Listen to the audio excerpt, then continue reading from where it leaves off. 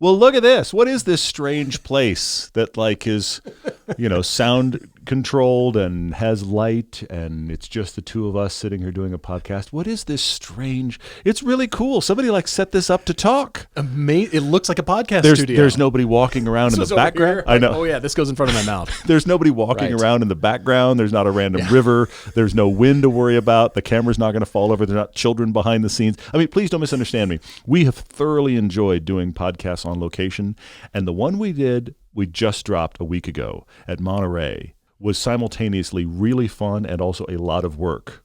But it was. Many of you guys really enjoyed that, and thank you for kind of walking the show with us. But it's very funny and feels almost strange to be back in the podcast studio, but welcome back to the podcast. It's weird. Yeah, we kind of got used to doing those, and they're just a lot of fun. It's very cool. Different, and the audio is always mixed. But thank you guys. If you haven't seen that episode of Monterey Week, we got some comments on that video about, hey guys, you walked past whatever the car was. Of course we did. We walked past a lot of cars. We walked past a lot of vintage Ferraris and a lot of other cool stuff just to get to the point very quickly. And so it was a lot of fun. Thanks to Vredestein for sponsoring our entire trip there. They treated us well, and we had a great time and going to all these shows. It's been, a long time. Since you've been, and it was overwhelming. 11 years for me. Exhausting, all of the things. You've got to go once. And again, if you haven't seen it, please go see it. We do have a few follow-up items, some follow-up cars to talk about from the show, and also a new reveal that just happened while we were at the show, which is cool, from Genesis. And the one thing we didn't cover in our Monterey podcast that I should acknowledge now, because I have to give you specifically some props. Okay. Because one of the things we did, if you've watched that piece, besides the fact that we walked around the Luce and questioned its existence, but besides that, we then picked our favorites. Okay? You picked 3. I picked 2. Right. We both happened to pick the red Delahaye. Yes. Which was one of the top 4 cars of the show. Gorgeous. And you picked the Clark Gable black, what was that, a Mercedes? That was a Duesenberg. Duesenberg, SSJ, Duesenberg. Special Speedster. And that won the show. So for these two idiots that don't know how to judge a classic car show, we got close to target. I just want to say. We chose it just walking by. There's judges with clipboards and scrutiny and all this stuff. There was zero scrutiny. We just walked by and it was guys in blazers with a camera. That was the entire thing. One. That one's pretty. I like this. I'm hungry. Yeah. Seriously. I was. We've been there a long time. Anyway, the point is, we both picked one in top 4, and you picked the winner. I can't believe it. That is pretty cool. And also, I'm going to point it out because we might not be back for another decade. So we did it. We did well. It's a great show. It's exhausting. So much. It is so much. In fact, I didn't realize how exhausting the show was till I got home and felt like I'd been hit by one of the buses they transported us on. I felt like I'd been hit by the shuttle. I got home and was like, oh my gosh. There's just, it's all the travel behind the scenes to get to these places because it's on the Monterey Peninsula. It's deep in the forest and it's hard to get around. There's traffic and cops and cones and directions. And every time we got in the car, the distance from where we were going to where we were going the next time, the distance itself, mileage-wise, was never more than about 25 miles. Nowhere we went the entire week did it take less than an hour. At least. It was crazy. And then it was crazy. Add to that all the traffic and the people. And it was great. It was great. No, here's the thing. Let me sell you on Monterey Car We've Week. said it a ton of times. You need to go as a car person. Yeah, you do. It's something you should go to, but you have to be, but prepare thyself is all I'm saying. Yes. Get ready. At Monterey Car Week, while we were there, McLaren announced a brand new car with a manual transmission. Here it is, the McL 6GT, which precedes a production model coming in 2028, apparently. We know very little about it. The press release was verbose, and it was all about the history and the speedy Kiwi, because Bruce McLaren, of course, was a New Zealander, born in Auckland. New Zealand. So, speedy Kiwi logos, I'll show you those on the steering wheel here, but this car is unlike any McLaren design language currently on sale, and it looks beautiful and timeless, and I'm pretty much in love with it. They have the circular enclosed loop for, racetrack thinking. Look at this. All right, so manual transmission, we know, V8 power. That is the news of this car. Full carbon fiber monocoque chassis, carbon fiber everywhere, but the news is this. And you can see it a little better. You can actually see the speedy Kiwi on the steering wheel there. Yep, you can. And then also here, embedded inside, right inside the shift knob there. So speedy Kiwi And I am the last couple of images on here. The proportions. It does look really good. Based on that M6A Can-Am racer, single continuous form. So the cockpit looks like it's buried down in the car, which it absolutely does. And the recipe of cars that we saw like this, mid-engine, every exotic car kind of has this form factor. There's some standouts and there's some that are too busy and way over the top and just crazy. But McLaren coming through with a beautiful, striking, again, timeless design. I think this is just gorgeous. I'm most surprised by the fact that they have absolutely made this car an island in their product line. I know the McLaren F1 exists, but let's acknowledge that that's not really related to any of the product line that they have done since they became in the early 2000s McLaren as we know it now. Right. Gordon Murray kind of took that and ran with it and did a tribute. And has now done the T50 and other things. So since they became a mass-produced car company with the MP412C, this is their first manual transmission, which shows you how much the market is changing. Yeah. Ferrari is saying, we're going to give you a quote-unquote manual, but it's actually fake. And McLaren is going, we're going all the way. We're giving you a real one. But not only is this the first one to do a manual, it's the first one that has styling that looks nothing like anything else they released. So is this the new styling direction, or is this an island? I think it's an island. I think it is too. But I am utterly fascinated by the fact that Ferrari is saying, quote unquote, manuals are back because they have recognized that there's an audience for them. McLaren is giving a full manual. And a lot of these one-off companies, what's the one, we've met the designer, the brand new V12 manual, it's the white thing. Sasha Salipanov. That exact car, yes, that car. That's only manual. We are recorrecting in a huge way from everything is screens and EV. We are pulling so far back. Now that there's screens in everything, now that there's decent automatic transmissions and everything, the big money is shifting back to I want knobs, buttons, and where's my manual transmission? I'm going to make a prediction right now for Ferrari. They have come out with the sim racer version of what are we calling it? The sim manual. The sim manual. That's exactly what it is. On their car. But the easiest place to do a real manual transmission is on the Amalfi. It's the entry-level Ferrari. I'm personally in love with the Amalfi. I think it's very pretty. Superb. It's clean, timeless. You actually pointed out that it's along the lines of the Jags and the Astons and the classic shape that we love. Yes. Classic. I saw it instantly. The side profile of the Amalfi, if you parked it with stagger parked. Imagine them stagger parked so you can see all of them in profile. The Amalfi, the Jaguar F-Type, and the Aston Martin Vantage, V8 or V12. All three of those cars are beautiful, and all three of those cars basically have the same shape and same proportion. Yeah. It works on all three of them. I don't have photos here, but I'll insert them now. Here you go. Here's these photos. And yeah, I'm just in love with the Amalfi. I think it's superb. Very cool. I aspire to own one. I'm sure they're $350,000. I don't care, but maybe I'll have one in life someday, and maybe they'll introduce a manual in this car because I think it's a perfect place to do it. Front engine, transmission right there. I think it's the easiest place for Ferrari to develop their own manual. I think it would be harder in any of their mid-engine product to match this. I agree. The problem is what's probably going to happen, and I think McLaren is showing us the way, is the manual is going to be the thing that is available in the super upper echelon car.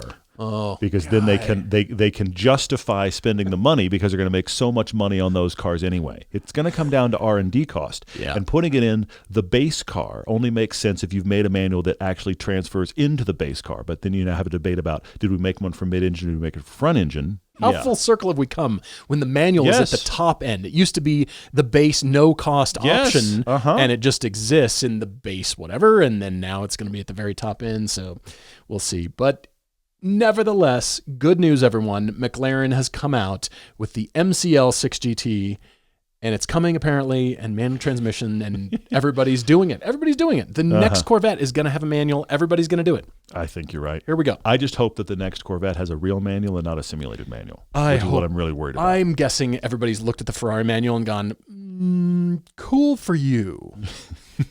That's not how we do things here. It certainly shouldn't be at Chevy, but we'll see. No. We'll see. Moving on to the Toyota GR GT3 reveal, Toyota kindly invited us to the Rolex Monterey Motorsports reunion at Laguna Seca, one of our favorite places, great track that we rent for Hooked on Driving. But they had a garage there. They had a handful of journalists, and they brought the new GR, GT, and GT3. Here it is on track. They did some demo laps. looking superb.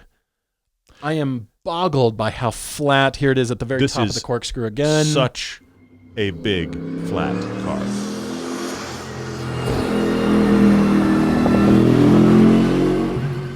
It's so wide. They have come to play. They have come to win Le Mans.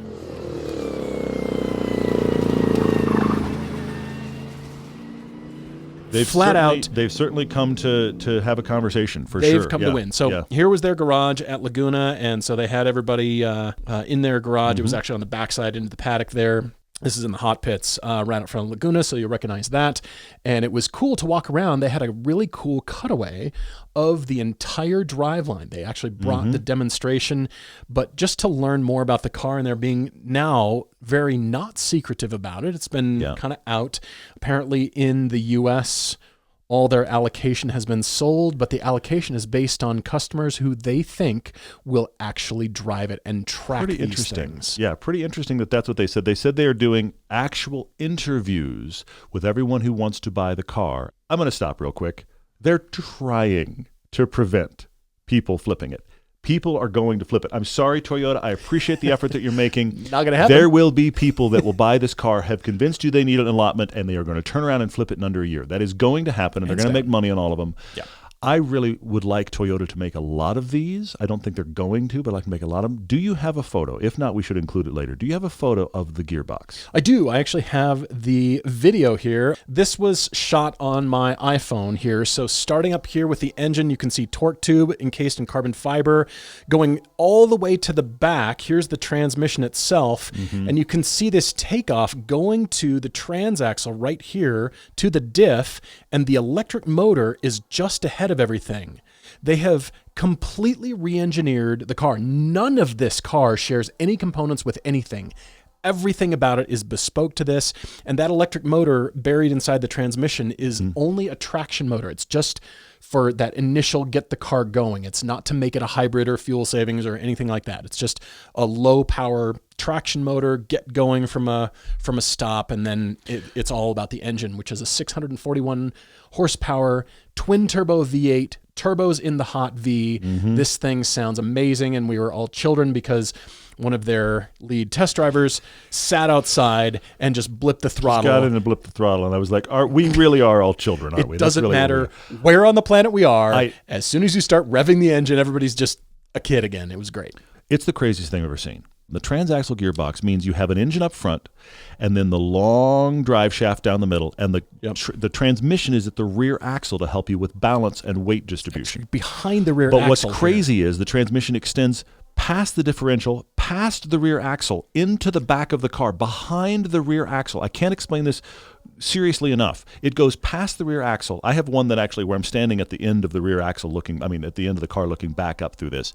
So they take the drive line through electric motor, clutch, and the 8 speeds. They all had it cut away. And then at the end, behind, past the rear axle, I need you to understand, past the rear axle is the wrong place to be. The end of the drive shaft is past the rear axle, like 2 feet. Yeah. And then they have a separate little axle on an angle that routes that with a gearing forward to the differential, which is 2 feet forward of where the drive shaft ended. Yes. It is the craziest setup I've ever seen, and I'm sure, look, Toyota has a bunch of engineers. They're worried about reliability. They've made this into a race car. I'm sure they have beat this process into oblivion. It's got a Toyota badge. It'll run fine. All of the PR was, we've tried to make this car simple, and I am standing there looking down at the transmission going, simple? That's the craziest thing I've ever seen. I know. Well, you pointed this out after knowing and discovering all this. Yes. The car has a weight distribution balance for a front mid-engine car of 45% front, 55% rear. A front mid-engine car, again, has more weight over the rear axle than it does in the front. And to give you further frame of reference, that is the weight distribution of your mid-engine Cayman. Your rear mid-engine Cayman has 45 front, 55 rear. This is a front engine car where the weight distribution is more on the rear of the car. That is super rare, especially in a road-going car. This is going to be, it's going to be big and it's going to be heavy. It's like 3,800 It's probably going to pounds. drive really well. Yeah. But I also joked with you that if you look at the side profile of this car, Toyota made the front engine C8. They kind of did. You're Chevrolet right. ended with the C7, which is a great car. We love it very much. And I'm Sure. a huge fan of the C8 in all forms.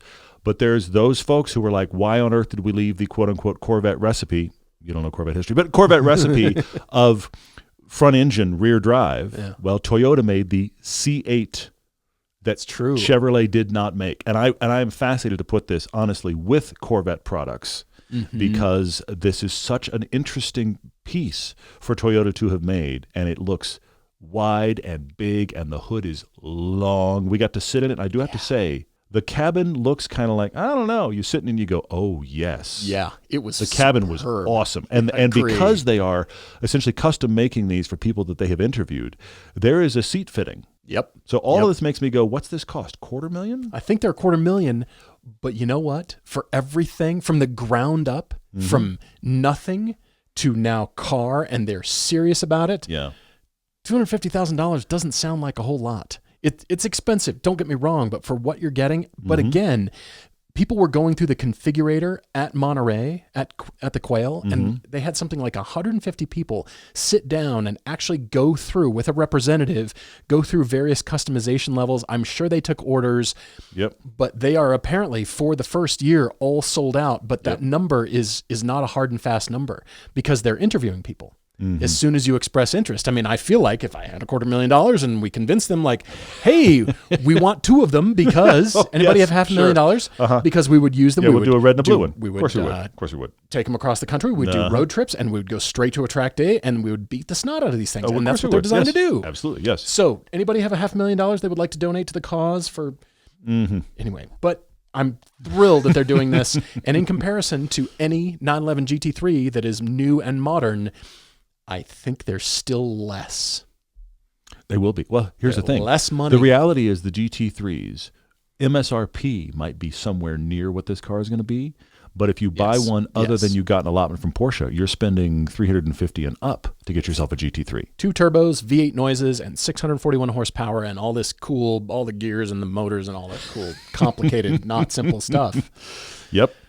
Genesis has announced their brand new GV90, along with the GV90 Neolun flagship SUV. It is an EV with a 123.5 kilowatt hour battery, 310 miles of range, making 657 horsepower, 590 pound-feet of torque with many features, including multi-chamber air suspension, rear-wheel steering, swiveling front seats that face backwards, a roof airbag to protect you from the glass that might get broken and but also crushing that's them also thinking about the fact that if you are sitting still and your seats are turned around and the car gets hit, I bet you that's part of the consideration. So. If you've turned it all conference style and the car gets hit, your steering wheel airbags are now irrelevant. This photo that you're showing is very important because it shows that there is no B-pillar.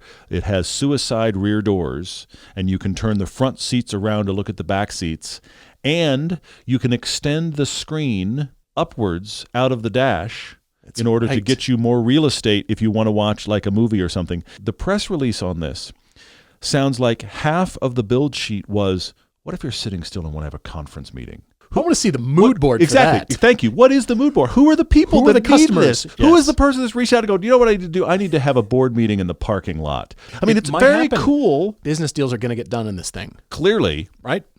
So there's no instrument pod. You can see that in the photo here. Yep. The screen looks way too high for driving, and that's because it is. So it slides vertically up and down. It adds to like a third or so to its height when it comes up out of the dash. Gonna have to watch movies, or better yet, here's the presentation for the new in your business meeting. We're going to present some sort of PowerPoint, whatever. Everybody turn your seats and look at the PowerPoint that's now displaying on the front of my car. Yeah. No instrument panel, so that means all the information for the driver comes through an HUD head-up display there, and this particular piece right here stands vertically when the car is parked, and as soon as you start the car or fire it up, it moves to the 2 o'clock position, and then that is your selector to engage the car for driving. But the biggest thing about this is the doors. You can open the rear door independently of the front, and it slides out and then opens. Which is interesting because anytime Sure, somebody has... Koenigsegg for like, can you give us hinge design Probably. advice? But anytime this has been solved outside of like the 1960s, too soon for JFK jokes? The 1960s Lincoln Continental convertible. The problem with suicide doors generally in the modern time for safety is they connect in order to get structural rigidity. That back door has to close first, and then the front door has to come in and kind of grab the back so that we have a strong enough back door. So the fact you can open the rear without opening the front is actually a big deal. I mean, Rolls-Royce has done it, but Rolls-Royces are really expensive. Yep. I expect this thing to also be expensive. Yes, and then an integrated roll cage, which makes all the pillars, everything. I'm sure this thing weighs 6,000 plus pounds. It's an EV. They don't care. But they don't care. Plenty of horsepower, and it's a luxury experience. So the styling, the wing face micro lens array here on the very front. Yeah. You're going to go into full marketing speak, aren't you? Going to educate everybody about Korea's traditional moon jar pottery.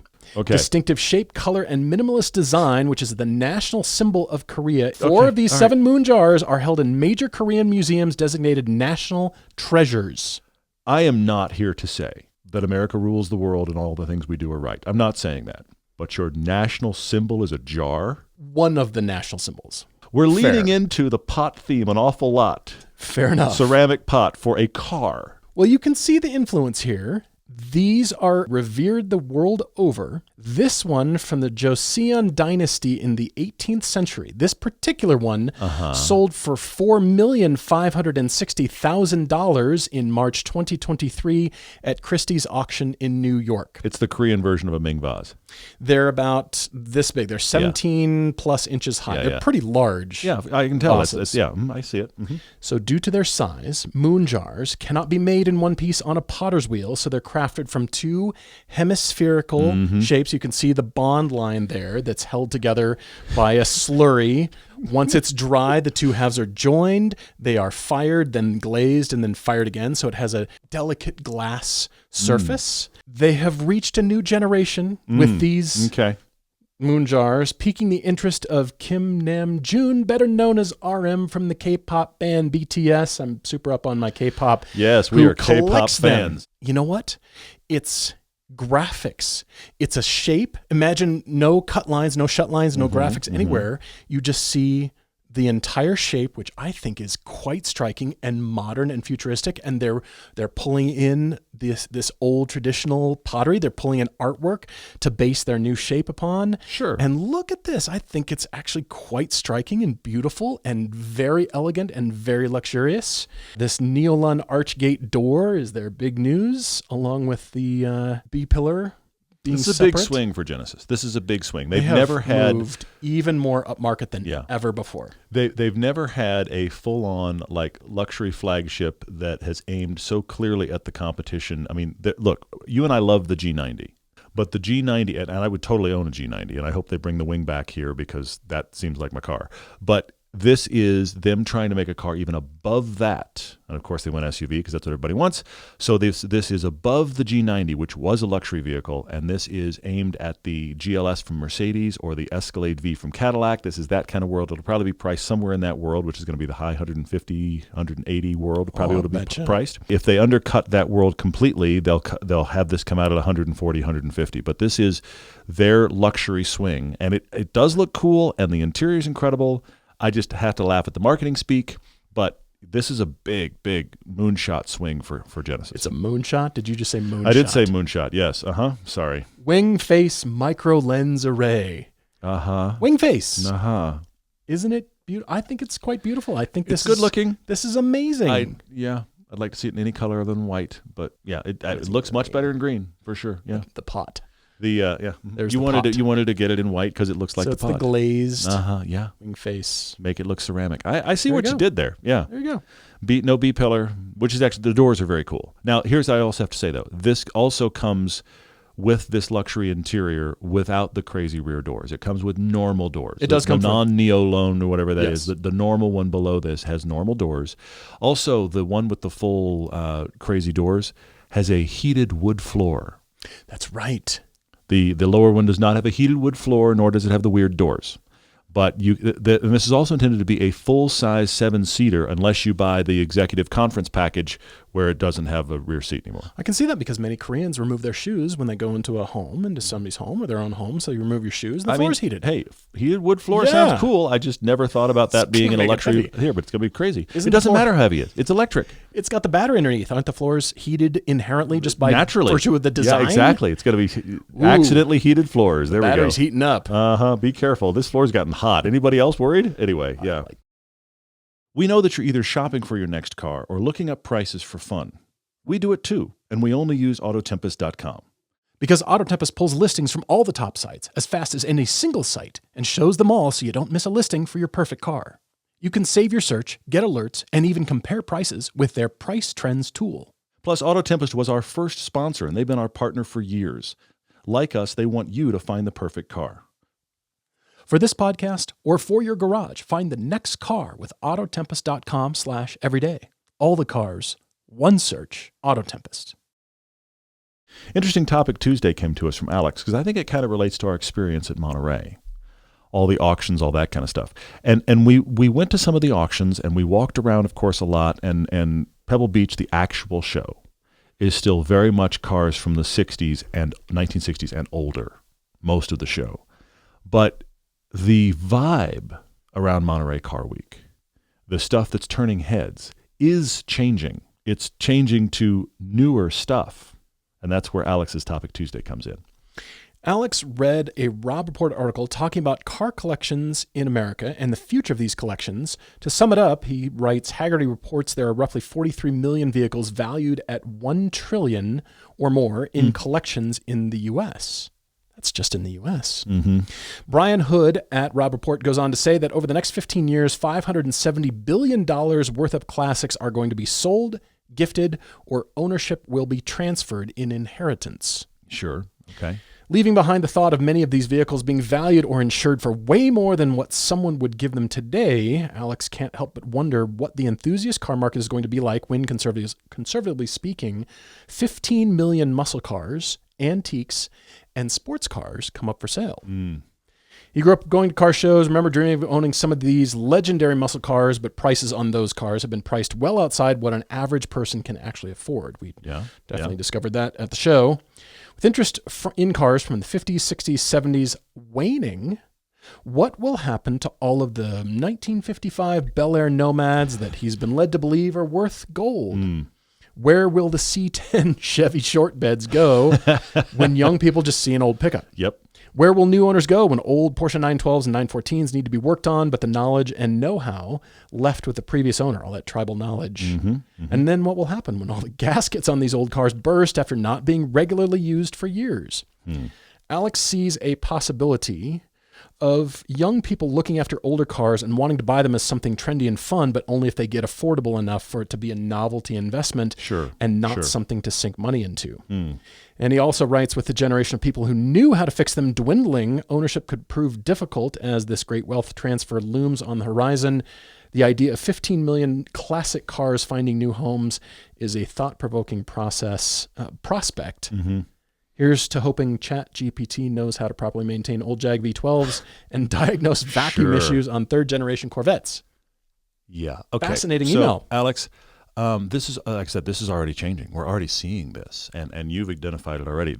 The explosion in values of old cars moves through history, and it's connected to whatever cars were the high school and college cars when the current folks that are 50 and 60 were in high school. This is the connective tissue, okay?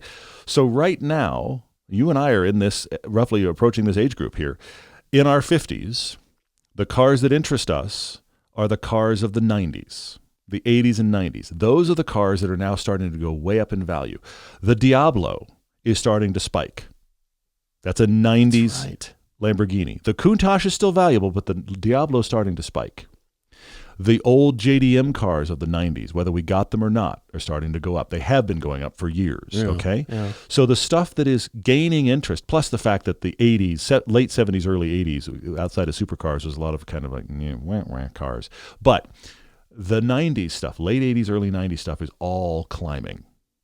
And the stuff from the 50s and 60s, that's the boomer generation, That stuff is all fading. Alex, that got me really thinking, and I want to show one car to prove my point, okay? There is one car that I think really exemplifies both sides of this argument, and that is a car that just sold at auction. It is one of 6 in the world, the Daytona Coupe race car that sold at Gooding for almost $40 million. Now, this is one of 6 in the world. It's from the 1960s. 65, I believe, is the age of this car, 1964, this was like 65. 43 or 44, wasn't it? One after the fees, but like the actual yeah. gavel price was like 39 or so million. So this is one of 6. So obviously made by Carroll Shelby, raced, but it's the only one that later in its life was owned by Carroll Shelby. He owned it from like the 1970s and 1990s. He actually bought it later and had it restored like they originally made it. So this is not only very rare that one of these would come up for sale, because again, there's 6 of them in the world, but I want to talk about this car and how it relates to both points. Those Bel Airs you were talking about, they're coming down. Any car that was mass produced and is now available in this one's really well restored form is only going to be worth less in the coming years. The muscle cars, the classic hot rods, those are going to come down in value. I think so. I fully believe that because nobody has nostalgia for those vehicles that has money to be buying these crazy cars now. That was the boomer generation. The Gen X, which is what we are, that have now got money to start spending stupid money on cars, we're not interested in the 50s and 60s as much. We're interested in the 80s, 90s. The exceptions are these 60s, 50s cars that have provenance, that there's not very many of. The 250 Testarossa Ferraris, any old Ferraris from the 60s that were actually raced, so they have provenance, those are going to hang on to their value. The car like this Daytona, will hang on to its value because it's one of 6 in the world and Carroll Shelby owned it. It's the same exact point as, and this is not a great analogy, but if somebody painted the Mona Lisa today, it's not valuable because look at how great it is. It's valuable because it's valuable because of who painted it, the provenance behind it, and that's what's making it hang on to value. But a mass-produced thing doesn't hang on to value as soon as the people that are obsessing over it aren't interested anymore. So old muscle cars coming down, old cars that have value because of their provenance, those will hang on to value and go up because there will never be more of them. But any car that was mass-produced that went across the auction block and like, oh my gosh, that's a really clean Barracuda. Wait 20 years, that car's going to be cheap. Think so. Yes, with the exception of that Barracuda was owned by whoever. Look, don't get me wrong, cheap is too far. The fact that they're old cars in good condition and have been in a collection and are super clean, the GNXs of the world. Yeah, but those are also low car count, low build count. Those will always have some intrinsic value versus a Cutlass of the same era. I get that. But I think the spikes, the super high prices of all those 50s, 60s, 70s muscle cars is behind us. They're only coming down. They may not ever be like, we should all go buy them. But unless they have provenance like this Daytona, the spike's behind us. It's changing for sure. And the 90s stuff is on the rise. So I also wonder about all the early Packards and Cadillacs and all that kind of stuff too. Alex, my response to this has to do with articles that I've read about bloggers, authors. They write about their vacation and how, well, you do this actually. You go on vacation, you delete all the apps off your phone. I do. Yep. They write about going to get unplugged. They write about resorts where phones are collected at check-in, at registration at the front desk. They write about, I left my phone behind, or I turn my phone in and I don't get it back till the end of my week-long stay to rejuvenate myself and be refreshed. These articles, I've still read a recent article about that, about resorts and stuff, but people going on vacation and unplugging, people being fascinated by, we've got screens. I've got 2 in front of me. Yeah. And the story about a friend of ours who discovered mechanical watches. True, yeah. He was like, watches that are accurate and tell time with springs and gears. Really? He was an actual computer programmer, and the fact that existed with springs and gears, no chips and no brain, he was like, how is this possible? I must have one. How do you do that? Yeah, for sure. That's cool. I'd rather have that. Yeah. And Swiss watches and the Swiss watch industry is merely one bellwether of an economic forecast when people are looking at it, because it's a large enough market that as people are buying, it can sort of tell economists which way is the luxury economy going. Are people buying luxury goods? Again, it's just one small indicator, but all the luxury houses, all the brands, you know, are people gravitating towards those? Are people pulling back?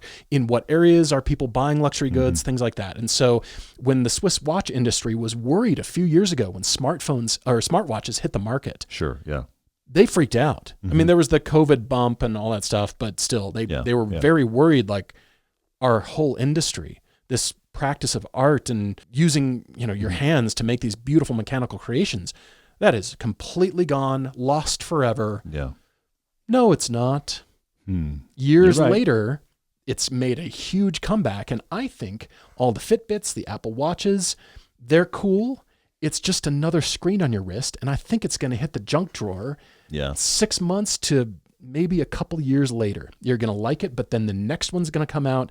This is the old one. The battery's failing, and you're not going to like it anymore. And so it's going to be turned in. You're going to lose it, and it's, junk drawer time, or you hand it down to somebody else.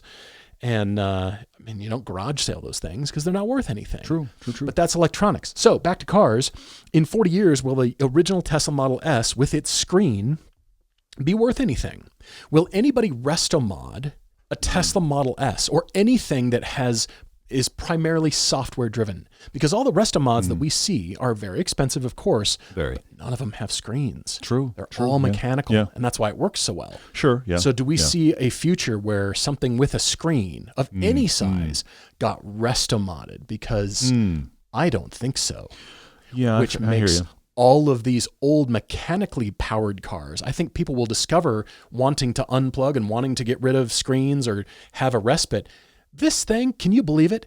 It doesn't do self-driving. You have to drive it yourself. Yeah, and it fair. doesn't have a screen. Can you believe that? I mean, people actually lived like this. Can you believe they existed? How did they stay alive? I don't know, but here it is. They did somehow, and I have this thing, and it's valuable. I mean, the generations, our generation behind us, they now have disposable income, and those watch sales are going up like crazy.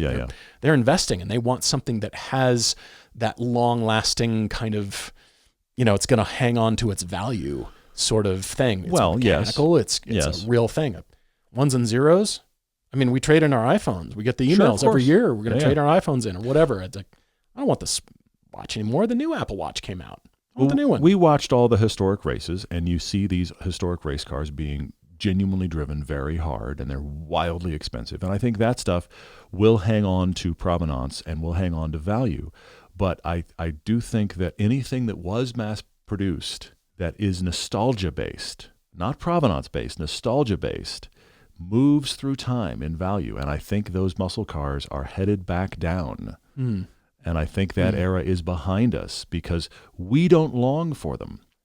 And the separate thing, reality here is, if you want that unplug thing, it has to work.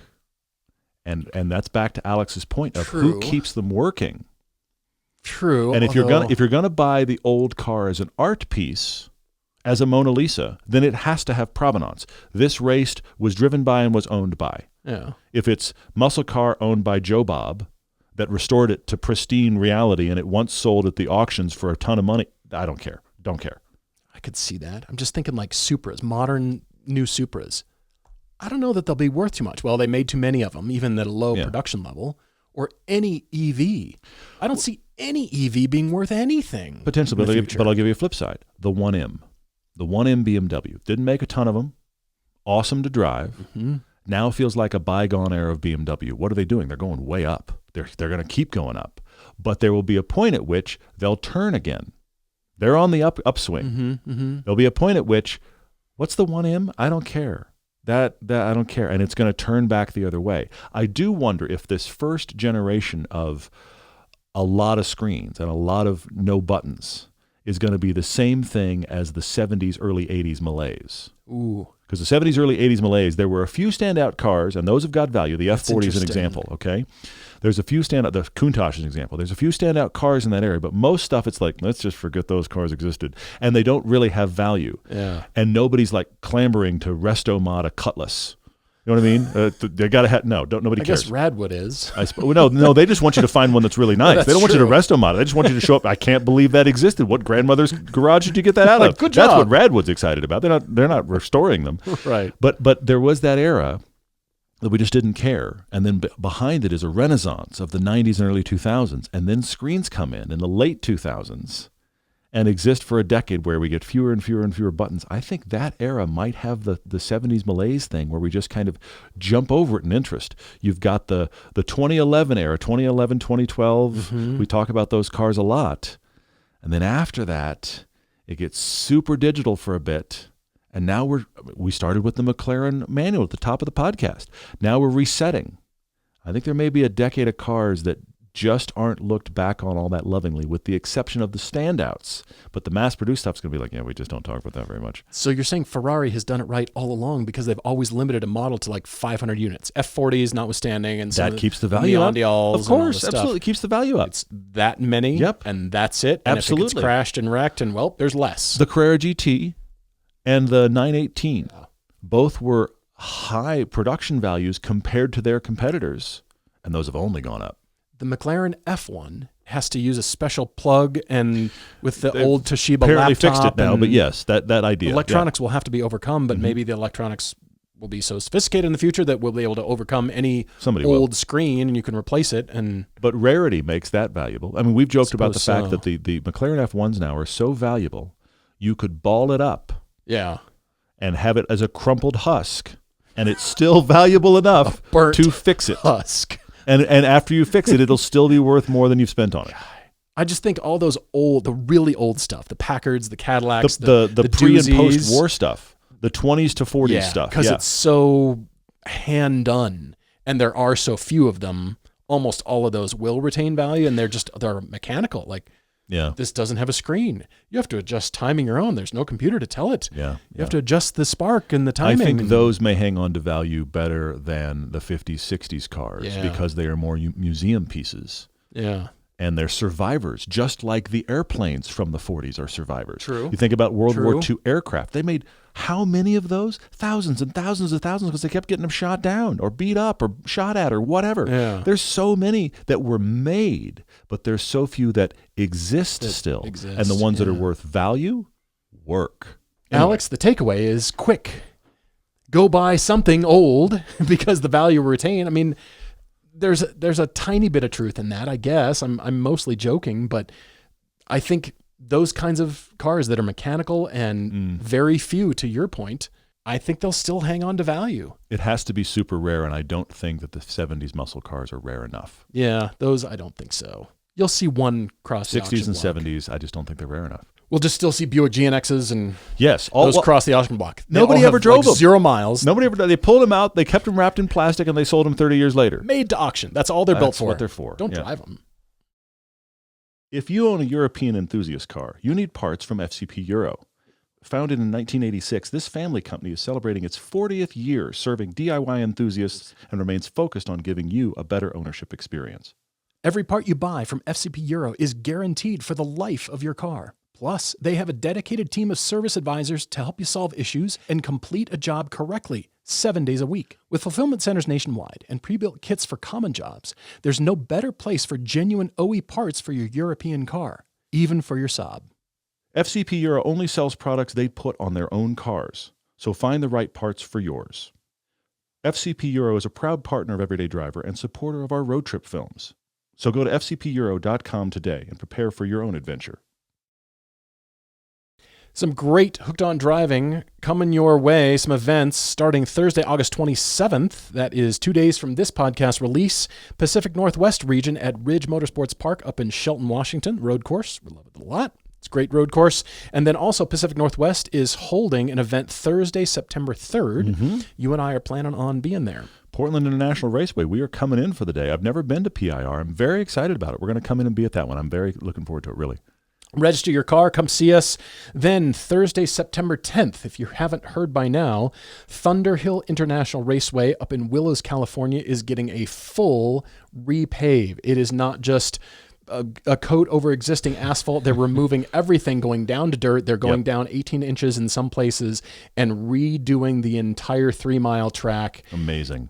incredible amount of construction, very expensive. Yes. It's the right way to do it, and it's also the very expensive way. It's the way that do it. many tracks, when they repave, avoid doing it. Yes. But Matt over there has pioneered and really pushed forward, making sure it gets done right. Again, you're right. They essentially dug up the track and started again, They dug which it. is crazy. It's not just another layer or Yes. just grinding down. They went to dirt. They almost pretty much are remaking the entire track. They absolutely did. Yes, for sure. So, repave party, Thunderhill, September 10th. That's a Thursday in Willows, California. Fresh new asphalt. Wouldn't you like to try it out? I would, but I can't be there. But I'm very excited about it. And then looking way ahead to Monday, September 28th, we are holding a full track day. That's a Monday, we know. Mm-hmm. We do know that, yes. But it's the full track at Utah Motorsports Campus right here in Salt Lake City. And you are all invited. Come experience this amazing track. We'll be there with our cars, of course. And, it's a Lotus and Friends Day. That's a big event. It's Lotus and Friends because the Lotus National Gathering is happening in Salt Lake for 3 days prior. And this is the track day on the end of the Lotus National Gathering. So that means that pretty much any Lotus person you've ever heard of, like Greg's Race Parts, he's coming out, which is cool. That's right. Shanu's going to be here. Okay, he did the 111 RS. He's going to be here. The local Lotus dealer is supporting it. We've heard, can't confirm yet, but we've heard they're bringing out Emiras for test drives, not on track, but test drives otherwise. I don't know about this, but we've heard about, is there an Avaya coming? I don't know if there is, but the point is, there's a lot of stuff to see there. You also, if you don't want to be on track, you can just autocross. Mm-hmm. But if you are on track, your entry includes autocross. That's a great point. So we are activating the entire facility, the whole track, plus autocross, plus cars to see, plus test drives. We'll be there. There'll be lunch provided if you're registered to drive. We would love to have you come out. We are doing the full complement of Hooked on Driving stuff. We've got brand new coaching available. If you want to be a brand new driver and you need a coach right seat, that's what Hooked on Driving does best. We will have coaches for you if you want to try it for the first time. If you have experience, come see this track because this track is awesome in full configuration. So come out. It's going to be very special. Vitali's writing in with our first car debate. He says, first time, long time. I always love that. First time writing in, long time listener. I really appreciate that. Thanks for being with us. By the way, if you haven't yet, please rate and review this podcast on Spotify, on Apple. Please tell a friend. But the reality is, most of the people that find this podcast, we've heard this story over and over and over. You find it because you decided, oh, my commute changed, or I want to listen to a podcast. I'd like a podcast about cars. And they just search podcasts about cars. And we're in the upper 5 generally, and generally always in the top 10, but often in the top 5 because of you guys rating and reviewing. So many people have come up to us. I was amazed at the people we talked to at Monterey Week. It's cool. That listen to the podcast and watch our videos. Thank you guys for that. But you people that are already our fans, that already listen to this show, your ratings and reviews, that's how other people find the podcast. Please help us with that. We'd love to hear your thoughts. I thought this was a financial advice It bad financial really advice isn't. podcast, or just a. You want me to try to get this recategorized as a finance podcast? How crazy would that go? It's a bad finance podcast. Yeah, exactly. We will spend your money badly. People would but totally we're going listen to try that, here. right? I hope so. Here's how to spend your money. Vitali's driven a lot of boring cars. He says driven in quotes because none of them had been fun. He had a Geo Prism for a while. He had a 2015 Kia Forte, and now he has a hand-me-down RX 350, and he has pretty much disliked driving all of them. He says driving only in quotes.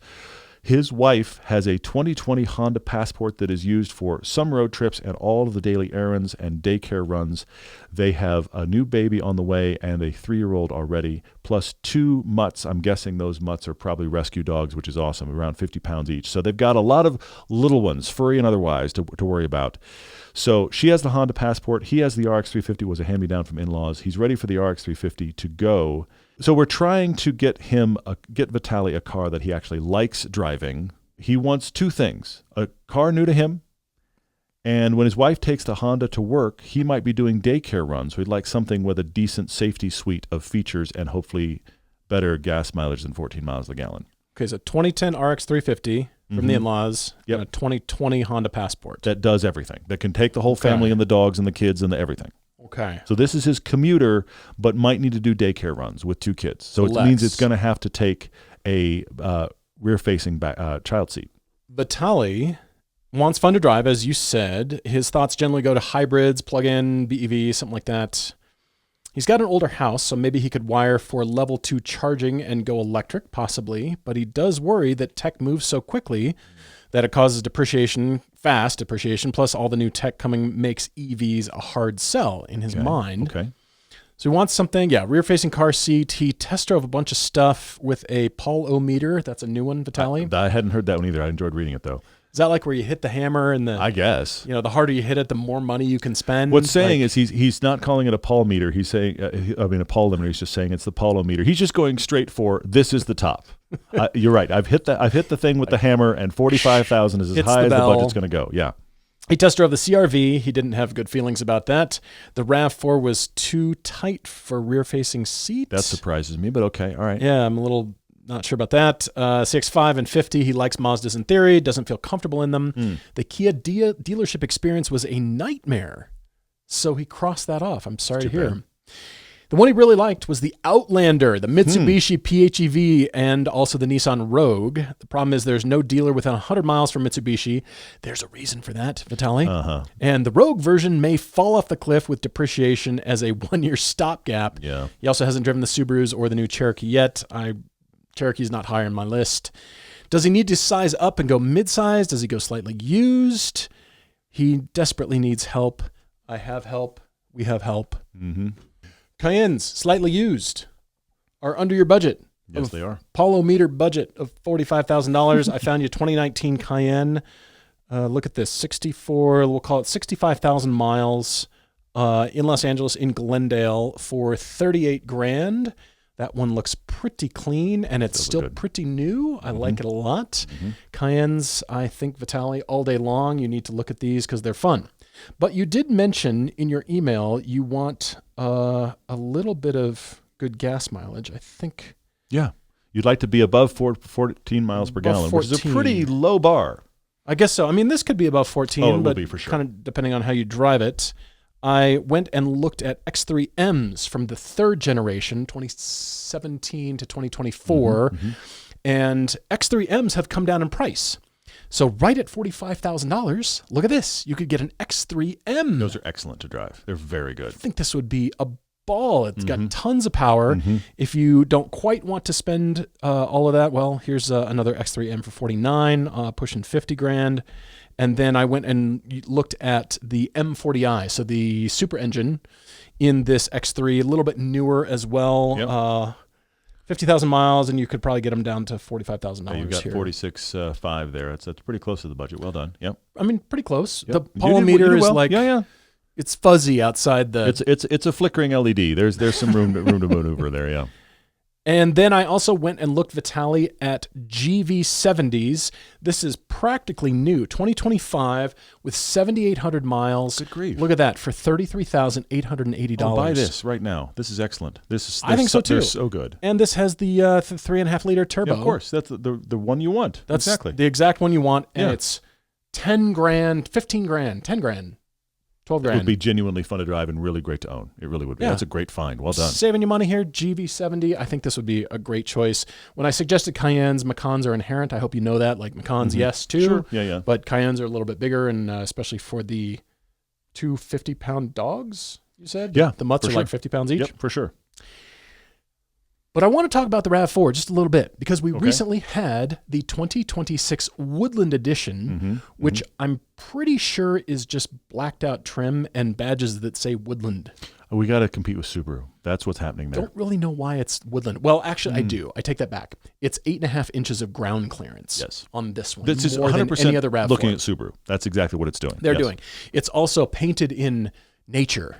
It's the color of nature. When to the paint store, they have that little wall along the back that just says nature colors, and Toyota will take all of those. Earth tones. Yes. So it's black with this muddy. Anyway, the point is this car is dirty in this photo. It rained and it was dirty and you can't tell. So True. Good news. Excellent point. Yes. RAV4s, I guess, in the Woodland trim, you never have to wash because they They probably won't get washed much. Yeah. But this is $45,000. Let me check here. Yes, this was a 2026 Woodland Edition. It's quick, and it's got a mileage rating, 41, 34, 37 combined. That is really good. And again, it was fast, and I thought it was fun to drive.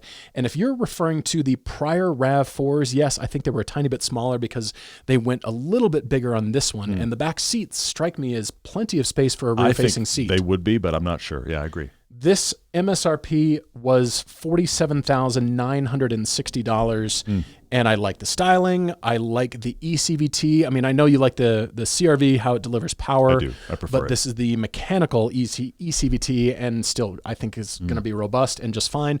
But I chose this photo because I want you to notice this is a PHEV, and they're on the same side of the car here. So the plug-in is up here. Gas tank is in the back here. They're on the same side. So you don't really see that. The Prius is... Most manufacturers swap it. Plug-in on the left side and gas tank on the right. Yep. Most of them swap it, yeah. But kind of unique. I just kind of noticed this. And your plug is up front and gas tank on the same left side of the vehicle. So I think this is still very much worth your consideration. And then regarding Rogues, I haven't really been a fan of the Rogues in the past, but the Rogue hybrid is coming, and that's about all we can say about that. True. We're very curious about it. Vitaly, I'm going to go tough love here for a minute because I'm a little confused about part of your email, and I want to unpack it. And then what ended up happening is I ended up going a totally different place than you, which I'm glad about. So, Vitaly, for the SUVs you're talking about, Paul's done an excellent job of finding you stuff. I went another route because here's the thing that is inherent in your email, and I don't understand. Your wife has a 2020 Honda Passport that you break down is used for everything.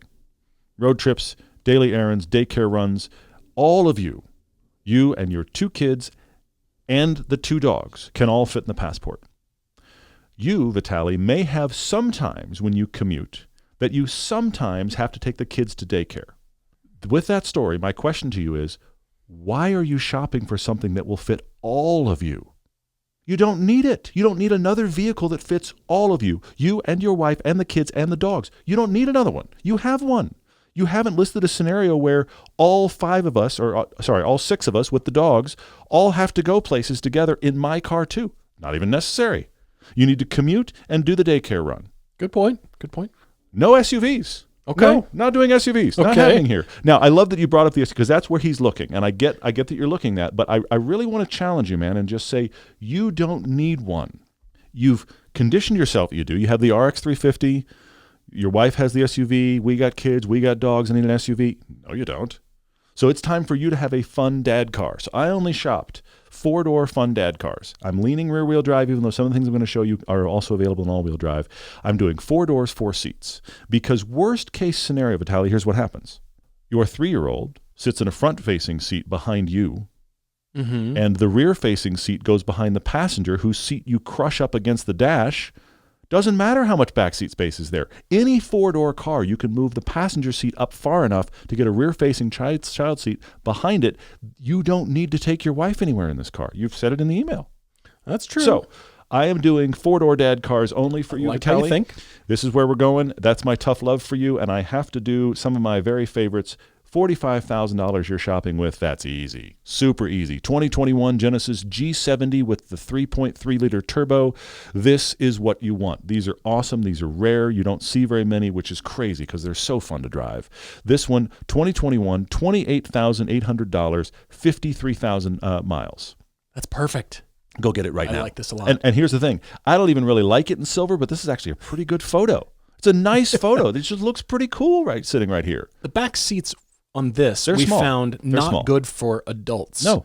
But that's not what he's looking for. Doesn't matter. I like how you're thinking. Slide that passenger seat up and put a rear-facing child seat back there. So Genesis G70 is my starter. I'm going to show you 2 of the next car because I want to show you range. Here is a 2017 Alfa Romeo Giulia base for $16,000 with 64,000 miles. $16,000. You have $45,000 to spend. I've spent 16 of it, and I got you an Alfa Romeo Giulia, and I suggest to you this will be the most fun car you've ever driven. That's excellent. Based on your life experience. Now, I don't want you to get this one. The reason I brought it up because this is the bottom of the market at $16,000. You have $45,000 to spend. 2018 Quadrifoglio. These are $30,000 in wine color. 30,500 with 78,000 miles. I would like to have this right now. I just want this car. And the point I'm making here is 30. This happens to be one of the cheapest quads out there, but he's got $45,000. I found him a Quadrifoglio for $30,000. That means with $45,000, Vitaly, just go shopping Alfa Giulia Quadrifoglios and have a nice life. Quads are pretty fun. You will They're love pretty fun. driving this car anytime the kids aren't in it, but it's a 4-door, 4-seat car, which means the kids can come too. It's true. I feel strongly about the Quadrifoglio. You guys already know that, but look at this. 2018 Quadrifoglio for 30 grand with 78,000 miles on it. I want this right now. I doubt something like this has been tracked or abused. It's just been driven. I mean, the problem is that I think this is maybe first year, and the first year were the most problematic. But after that first year, they became remarkably reliable. $30,000. This car is But he's got money. awesome. He's got the Polometer money. Yeah, come on. Giulia Quadrifoglio for 30 grand. Moving on to the 2025 BMW 3 Series. This is 1 year old. It has 263 miles on it. And it's $45,000. Straight up 330i. This is essentially a brand new 330i BMW four-door sedan on Carvana. 263 miles, and they want 45 grand for it. My point is, this is, I shudder to even say used. It's technically used, but really? So my point here is, with 45 grand to spend, what BMW 3 Series would you like, sir? Go back a couple years, save more money. I've got you essentially a brand new one here. No beaver teeth at all. It's great. Front end looks great. Front end looks great. Yeah. This is a nice BMW 3 Series. 330i would be a great one. You would love that. Another good dad car. But I cannot avoid two others. I've leaned rear-wheel drive here, but if you're not only rear-wheel drive, I have to include Elantra N. It's good. 4,800 miles on this one, 35,900. 4,800 miles. It's a brand new car. That's a brand new car. 2025 with just under 5,000 miles for just under $36,000. Get yourself, this is a black one, Elantra N. This is one of the ultimate dad cars. This is a manual. Ooh. You could get a DCT, but this is a manual. Ooh. And these have big back seats. Genuinely big back seats. In spite of the fact it feels like I went to a smaller car, the back seat's enormous. But while I'm here talking about usable small front-wheel drives, I can't avoid a 2026 Volkswagen GTI Autobahn. $43,000 for a car with 11 miles. That's It's brand new. It's a brand new car sitting on a lot somewhere with less than 45 grand. GTI Autobahn. Mm-hmm. I didn't realize those were that expensive, though. That Well, still seems fine. expensive for a GTI. It does seem expensive for a GTI, but the point I'm making here is he could just go get this. And the reason I'm bringing this up is because this is what a new loaded GTI costs. Yeah. Go back a couple years. Yeah, exactly. Don't spend 45 on a GTI. Spend 35 on one from a couple years back that wasn't the one with the bad haptics in it. The Mark 7.5 is the sweet spot. I'm showing the latest and greatest to prove my point. Vitaly, don't get an SUV. You've listed some great ones, Paul, that would absolutely work for his SUV love. I mean, if the dogs need to go as well. You're commuting and you're taking kids to daycare. You have a dog transport vehicle. You have a all of us transport vehicle. Don't do that again. Nothing, I know I've beat this drum many, many times, but nothing is more depressing than all your cars do all the same things. You own multiple cars and they all do exactly the same thing. Vitaly, you've got some great choices. I totally thought you were going to suggest an Audi RS3. Because it's even smaller. You're right. The back seats are tiny. I'm a little worried about those back seats because at least the Elantra and the GTI have got surprisingly big back seats. But the RS3 always comes like it bubbles up as the dad car. It's like the GTI as well. It'll probably be okay. You're going to do some finagling with those back seats. But again, it's two kids, two car seats. Let's get a dad car. Let's have some fun. That's cool. All right, Vitaly, you've got enormous options. You've got an amazing amount. So please let us know. Write to us your car conclusions when you've shopped properly and used all of your Polometer and Topic Tuesdays and all those great car debates. everydaydrivertv@gmail.com.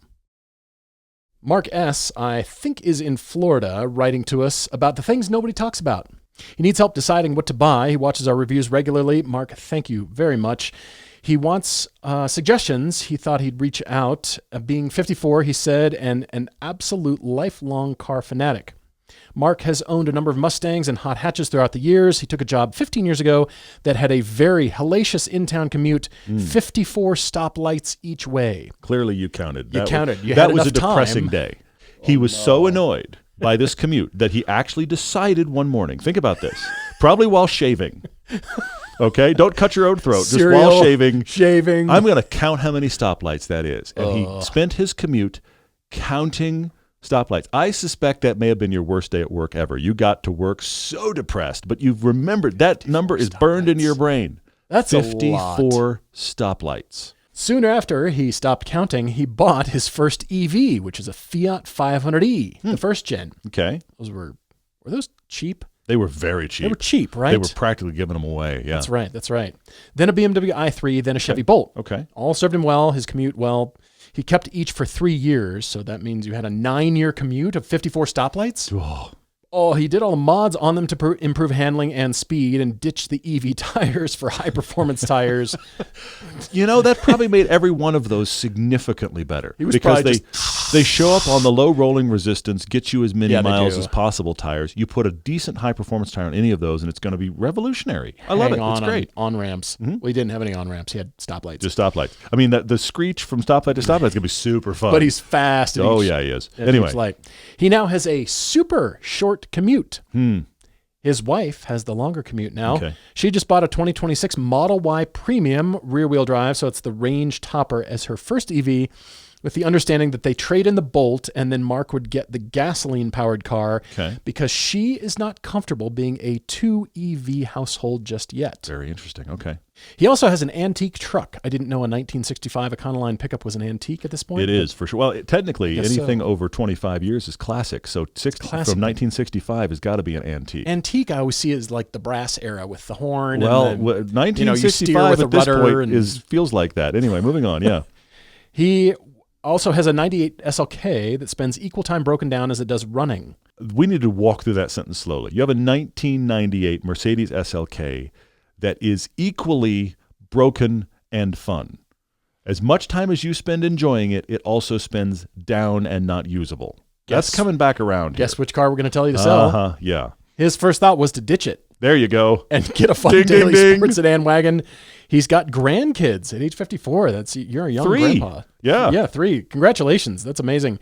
His first thought was this is his chance to get back into hot hatch territory, which I agree with. Love it, love it. He was looking at GTIs and and Rs, Volkswagen Golf Rs, the GLA AMG 45, love it. BMW X2, which is an overlooked, and we never really talk about the X2. We don't, yeah. It's pretty cool. It's pretty cool. It's cool. Very cool, yeah. He finds them tight and unimpressive after driving EVs with instant torque for 9 years. That's the thing he's saying that led to the title of The Thing Nobody Talks About. He has driven EVs so much for so long, and let's be honest, all those EVs have been driven stoplight to stoplight, meaning from stops. That now he is conditioned to EVs having instant torque from a dig stop, and no gasoline car has that instant torque takeoff. You have to get them moving. He's been a stoplight guy.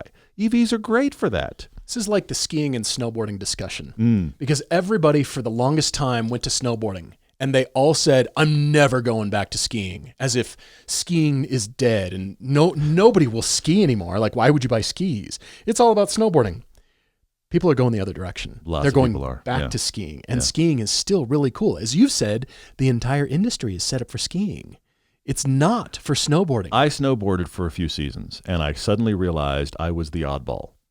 I suddenly realized that everything about the way the mountain is structured is to benefit skiers. And I'm going to get this wrong, but at its peak, snowboarding was like 30 to 40% of the market at its peak, and now it's at like 10 to 15%. There's been a big retraction there. And I'm not coming down and saying snowboarding is bad. It's very cool. I enjoyed it for a couple of seasons. And when there's a huge powder day, the guys on the snowboards are having the most fun. They're surfing the mountain, when for there's sure. A lot of powder and a great run and sunny day, whatever. Yes. Yeah. But there's runs that I wouldn't do on a snowboard that I will happily and easily do on skis. True, yes. I would never go down, I look at that and I'm like, I'd never do that on a snowboard. But skiing, let's bring that. Mark is asking, none of us ever talk about going backwards to gas cars. Yeah. But it's not really backwards. By the way, EVs were actually the very first cars invented. Well, there is that as well, yes. Gas was the second. So EV is technically the older technology, but still, we can have that conversation for another day.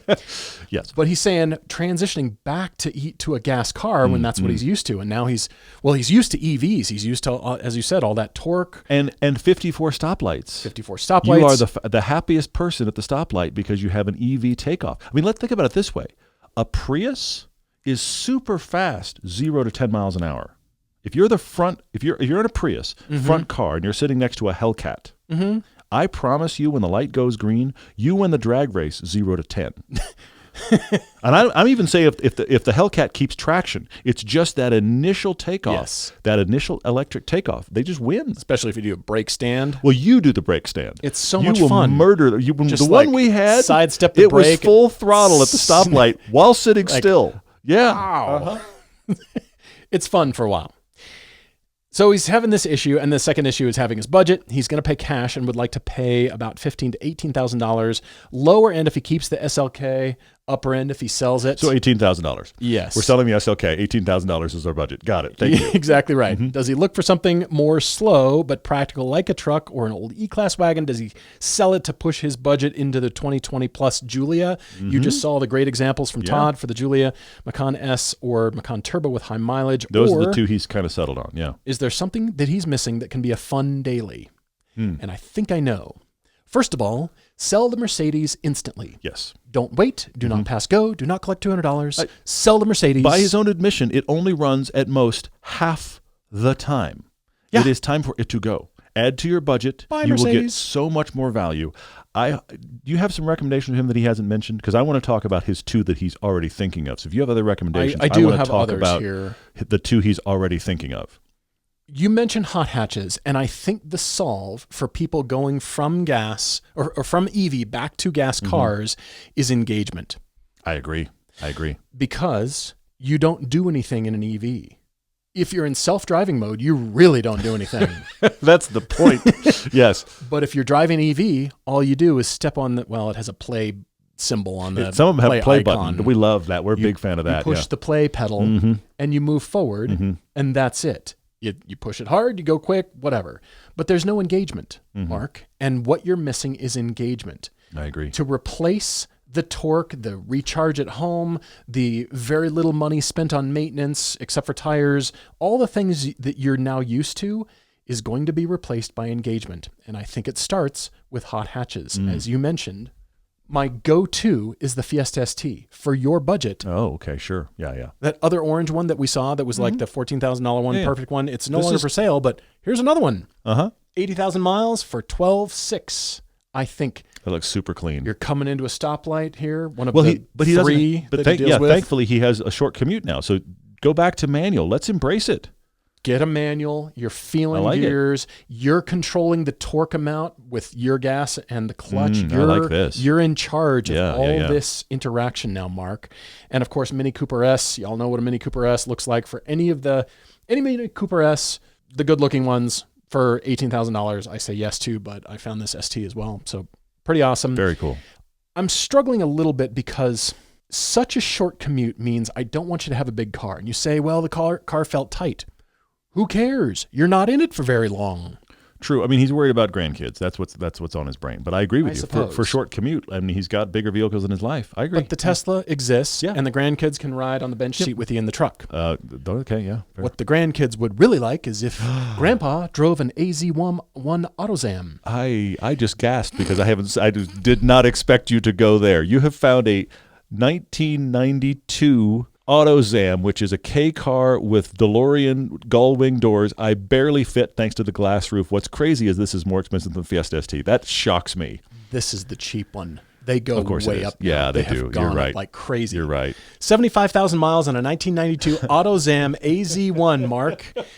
It's a small car. You're not in it for very long. It's so tiny you will find parking, all the time. All the time. And you will be a freaking rock star to your grandkids. Your and grandkids are everybody. Gonna line up. They will want to go with you. They will love you. You will be remembered. Oh, yeah. Enshrined. There you go. As the cool grandpa. Absolutely. Who drove doesn't matter. Cool, period. I mean, you're cool now. You're cool now. Yeah, but you're right. AutoZams are awesome. For $20,000, I'm blowing your budget just a tiny bit. Well, it's 19. Yeah. Well, no, it's 19 when you're all done. 19.9 with, This is through JDM Export. They've got many others, but oh my gosh, could this be cooler? I never expected you to go here. And then his talk of, it's a tight fit and I just want a short commute. Now, I also know this is right-hand drive, and so it's a learning curve. But again, you have such a short commute. Who cares? I found this on there. Oh, no. A Delica, Mitsubishi Delica Star Wagon from 1999 for sale for $13,000. Well, I guess total price is 16 all in with all the things, yeah. And this is also right-hand drive, but it's also an automatic, which maybe you like that. It's got more space. But now, check this out. You've got this tiny van, and you can fit all three grandkids. Yes, you can. You sit higher, but it's still this compact, cool. It's just different. It's just so different. You know what happens? All the grandkids start saying, I want to ride in Grandpa's toy car. Yes. That's what this is. It gives off a total toy car thing. You have. Yes. I will give you props because you have absolutely nailed the cool grandpa car area. I did not expect this. This is fun. Again, right-hand drive. Yeah. If you've never driven right-hand drive, it's a unique experience. It is but unique, you know yes. what? You pay more attention. Yeah. And therefore, I think it makes you a better driver. And this is so unique. I think everybody loves a Delica. Every time we see a Delica, we're Yeah, like, they're cool. Yeah, they're check cool. it out. Yep. I think you'll make tons of friends, get an AZ1, get a Delica. It's something it's totally different. I like all your other choices, and Todd's going to go through them, and you could choose any sedan, any SUV, and it would be fine. It would work great. The Macans, yes. The Giulia, sure. It'll be all just fine. But if you want to be a rock star, Mark, don't you want to pull up to work in this and be like, oh, take us to lunch in that thing. And the grandkids will clamor to ride with you. I want to ride in Grandpa's toy car. That's totally happening. Yep. It's my recommendation. That's good stuff. Mark, while we're here, I'm going to go to the two that you're already thinking about. I'm going to go to the Giulia and the Macan. Because, yes, the SLK needs to be sold yesterday. It's just who will take it off your hands? It runs half the time. Let's let that half be someone else's problem. There it goes. I want to show you two options of the Alfa Giulia. We've got a 2020 Alfa Romeo Giulia TI Sport. That is what you want. 72,000 miles, right at 18 grand. It's red. It's got the good wheels. There's nothing wrong with this. This is it. I mean, just like, yes, go get this. I can't believe how many of them are available for 18 grand. But then let's look at the other end of the market. Here is one 2020 Giulia Sport all-wheel drive for 15 grand. Actually, it's 14.8 with 100,000 miles on it. I would like to point out all the talk when the Giulia came back, when Alfa came back to the States. Everybody said they're not going to run, they're not going to be reliable. Here they are years later with 100,000+ miles. People have just driven them and been like, okay. We've driven every variant, and they've all been good. I mean, I know Car and Driver had a very famous first quadrifolio that was a brick and terrible, and I get that. I know that exists. Wasn't it the OEM battery, though? There was a lot of discussion that the original batteries in the cars were just underpowered, and it was causing all kinds of gremlins in the cars. And look, and they replaced the battery, and then it was like, this is great. When we first drove the quadrifolio, there were two in the fleet, and one was perfect, and the other one caused random problems. Okay, whatever. Here's the bottom end of the market, 14.8. That looks pretty great. Let's talk about Macans. I didn't realize how cheap Macans have gotten. Here is a 2017 Macan S for 15.4 with 120,000 miles on it. The minute Macans break 90,000 miles, they're worth nothing.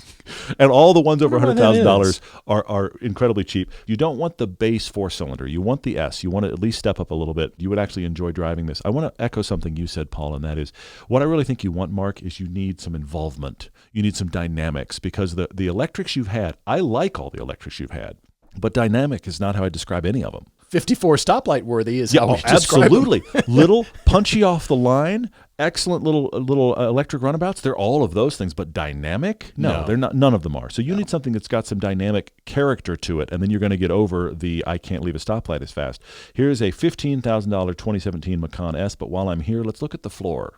A 2015 Macan S all-wheel drive with 97,000 miles for 10 grand. Now, the only thing that has me wondering about this is available in Florida, which means it's a little bit of a free-for-all. Who knows? This one did not appear to have salvage title or anything like that. It didn't appear on my looking that it did, but this is a just under 100,000 mile 2015 Porsche Macan S, so a 10-year-old car, almost 11-year-old, $10,000 for a Macan S.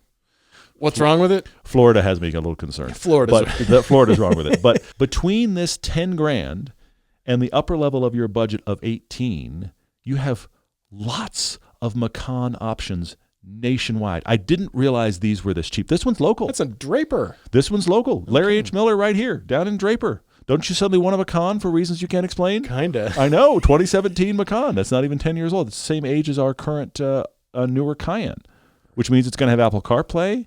I hate that it's silver, but we could find another one. We could 120,000 miles. That's going to keep running for a long time. Anyway, my point here for you, Mark, is those two that you picked, the Giulia and the Macan, both of them would be more dynamic and fun than what you've driven. I think they are both worth it. And what I like is good options are available for your budget. Thank you both for writing. You know where to send your car debates, everydaydrivertv@gmail.com. We want to debate your car. We want to find cool Grandfather cars are cool. Dad cars are cool. Any cars for I'm telling anybody. you, if he buys the AZ1 or the Delica, he may win the car debate for the year. I don't know that we've given out awards, but maybe we need to. Maybe we need to give out awards for best car conclusion, because Mark has the potential to win it. He could. Mark, you don't even have to keep it for very long. You buy it and you have it for 1 year, and then get the Julia. I mean, yeah. And then when your grandkids are grown, they're still going to be talking about Grandpa's toy car. Yes. I promise you that's happening. That would be awesome.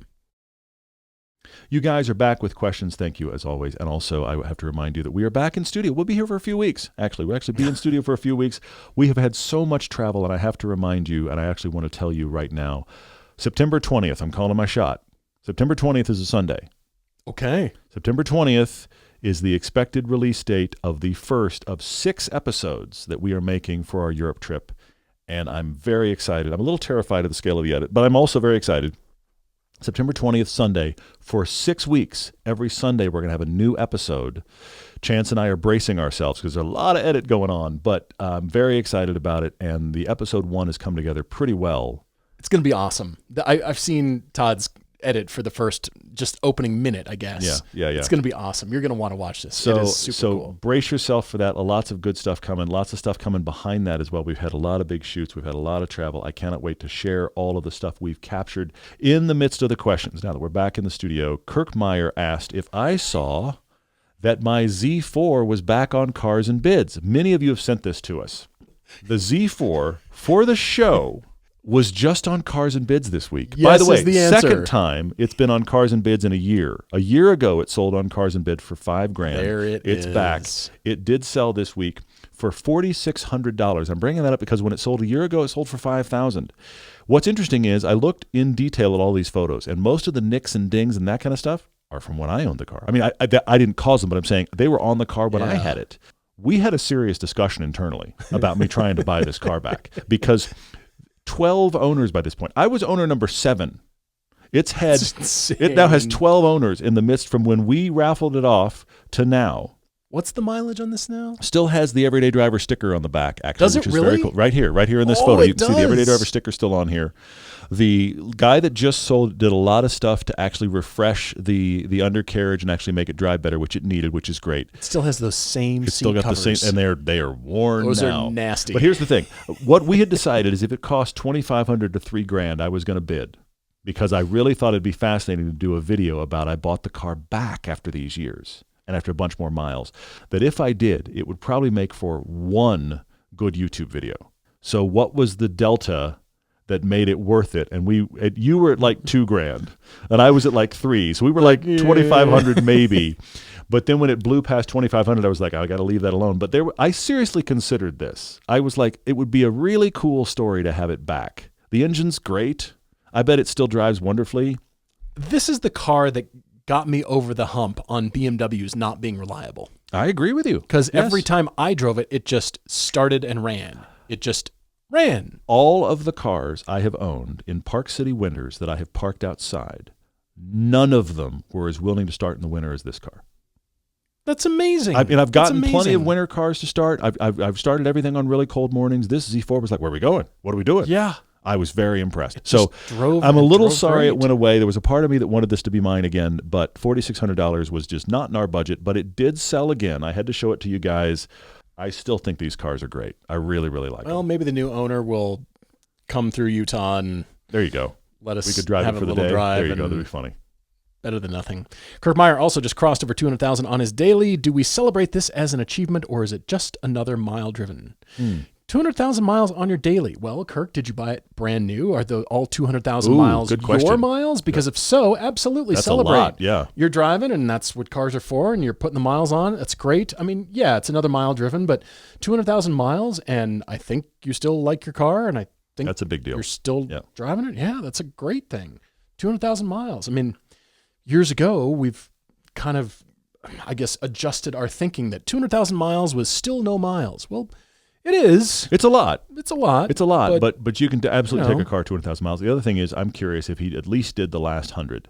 If you'd put on half of that and it's still going strong. That's pretty cool. Hopefully you've done at least 100,000 miles. That's awesome. Probably a rideshare driver and he just put 100,000 miles on in the last 6 months or That's something. very funny. Bruce B says he's getting a new company car soon, and he's been given the following choices. Mini car debate. Tesla Y, Mustang Mach-E Premium, and an Ioniq 5 SEL. All will be long-range all-wheel drive. He drives about 25,000 miles a year, lots of freeway.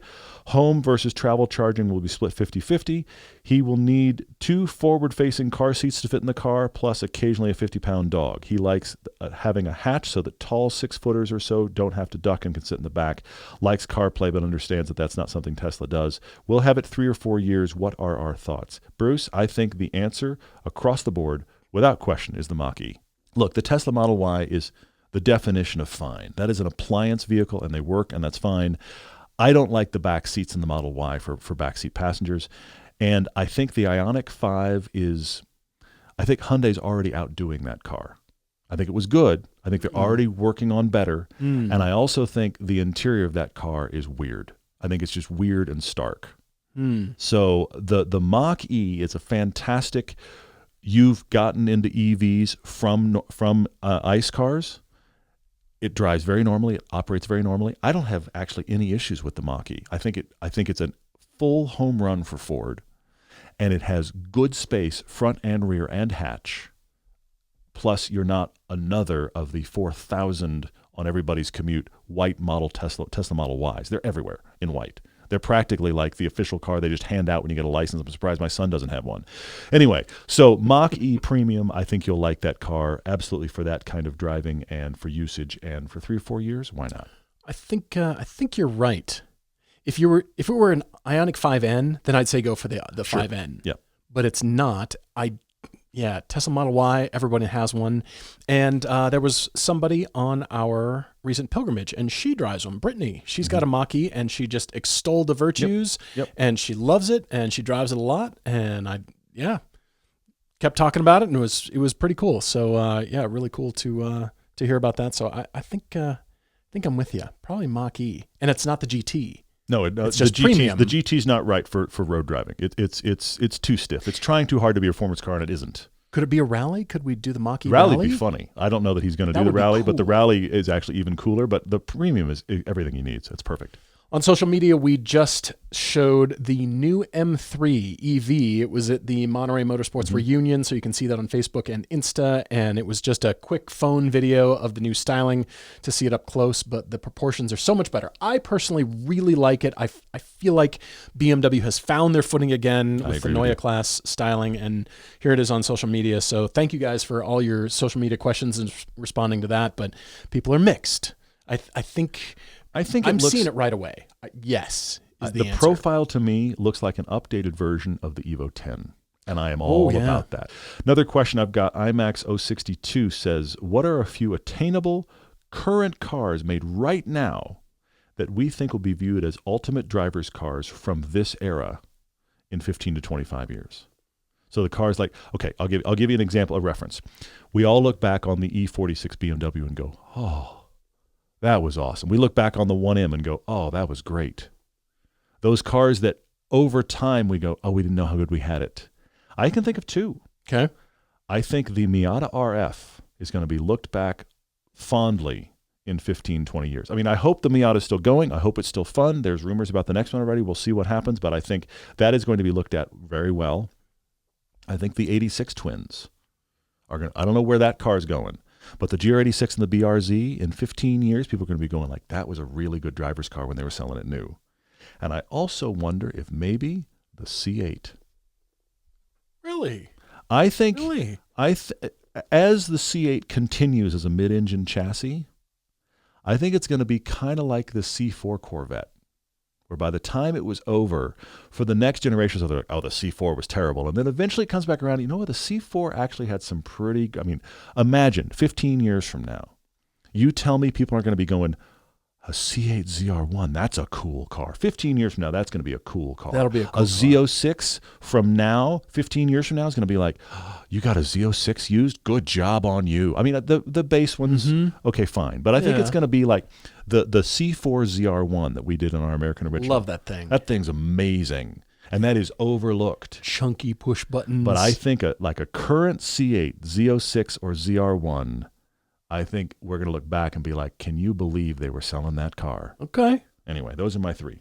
On Insta, Mystic Negro George asks, what automotive conventional wisdom is due to be retired? Just thought of it. He gives an example. No season tires, because high performance all seasons are more than good enough for most people, even enthusiasts most of the time, especially if otherwise you're just going to run summers in the cold. I think hand placement on the steering wheel. The 10 and 2 is conventional wisdom from years ago. Sure. And that is over. That is out. No more 10 and 2. I see 10 and 2. 10 and 2, everybody says, that's how I was taught.